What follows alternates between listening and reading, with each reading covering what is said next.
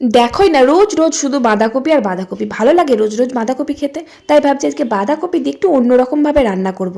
বেশ বাঁধাকপিটা ঝিরি করে কুচিয়ে নিলাম, তারপর কড়াইটা মাটি দিয়ে নিলাম, আর বাঁধাকপির সাথে পালং শাকও দেবো। আর কয়েকটা ফুলকপিও এনেছে, ফুলকপির তরকারি খেতে আর ভালো লাগছে না, তাই ফুলকপিগুলো ছোট্ট ছোট্ট করে কুচিয়ে নিয়েছি। কয়েকটা পেঁয়াজ দিয়েছি, মটরশুঁটি দিয়েছি, কাঁচা লঙ্কা দিয়েছি, আর একটু পোস্ত ছড়িয়ে বেসন দিয়ে মচমচে করে বড়া ভাজলাম জলখাবারে খাওয়ার জন্য।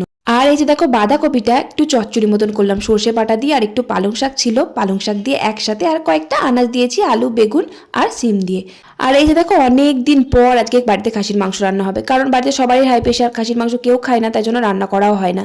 1 কেজি মাংস এনেছে, তো কড়াইটা খুব ছোট, তো তাই কড়াইয়ের মধ্যে হবে না বলে কড়াইয়ে কষিয়ে নিয়ে হাঁড়ির মধ্যে ঢেলে দিলাম। আর হাঁড়িতে কিন্তু মাংস করলে খুব নরম হয় আর খুব টেস্টিও হয়। মাংসটা বসিয়ে দিয়ে আমি কড়াইটা মেজে নিলাম। মাংসটা আমার এদিকে রান্না হয়ে গেলে একটু গরম মশলা দিয়ে নামিয়ে দিয়ে গুড্ডু সোনাকে খাইয়ে আমিও চান টান করে খেতে বসলাম। আর মাংসটা হাঁড়িতে হয়েছে তো এত নরম হয়েছে, আর খেতে ভীষণ টেস্টি হয়েছিল। চলো আজকের মতো টাটা।